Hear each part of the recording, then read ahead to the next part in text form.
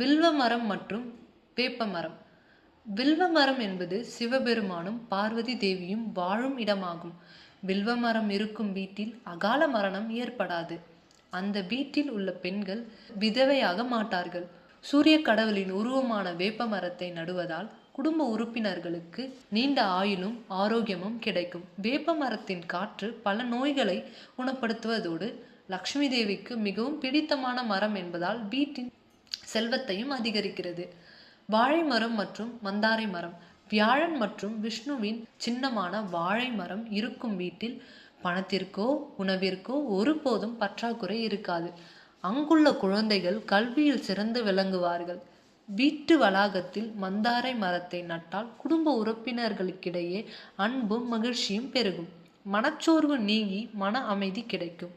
துளசி மற்றும் பாரிஜாத செடி. சமுத்திர மந்தனத்தின் போது லக்ஷ்மி தேவியுடன் தோன்றிய பாரிஜாத செடியின் பூக்களின் நறுமணம் தெய்வங்களை வீட்டிற்கு ஈர்க்கிறது. பாரிஜாதம் உள்ள வீட்டில் லக்ஷ்மி தேவி நிலையாக தங்குவாள். எல்லாவற்றிற்கும் மேலாக வீட்டில் துளசி செடியை வளர்ப்பது மிக மிக அவசியம். துளசி இல்லாத வீடு ஒரு கல்லறைக்கு சமம் என்று வாஸ்து சாஸ்திரம் எச்சரிக்கிறது.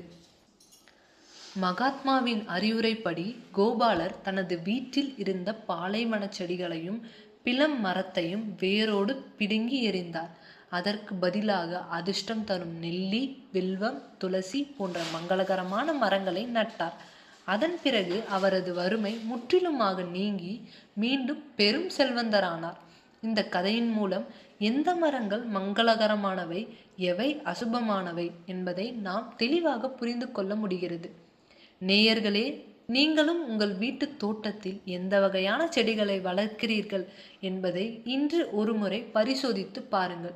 அறியாமல் கூட அழிவை தேடித்தரும் தந்திர மரமோ, பனை மரமோ, பப்பாளி மற்றும் பாலைவன செடிகளையோ உங்கள் வீட்டின் முன் இருந்தால் அவற்றை உடனடியாக அகற்றிவிடுங்கள். நேர்மறை ஆற்றலை தரும் துளசி, நெல்லி மற்றும் வாழை போன்ற செடிகளை நட்டு உங்கள் வாழ்க்கையை செழிக்கச் செய்யுங்கள். இயற்கையின் விதிகளை மதித்து நடப்போம், நல்வாழ்வு வாழ்வோம். இந்த வீடியோ உங்களுக்கு பிடிச்சிருந்தா லைக் பண்ணுங்க, உங்க நண்பர்களுக்கு ஷேர் பண்ணுங்க, உங்க கருத்துக்களை கமெண்ட் பாக்ஸ்ல சொல்லுங்க. மறக்காம ஒளி பெருக்குது சேனலுக்கு சப்ஸ்கிரைப் பண்ணுங்க. ஒளி பரவட்டும்.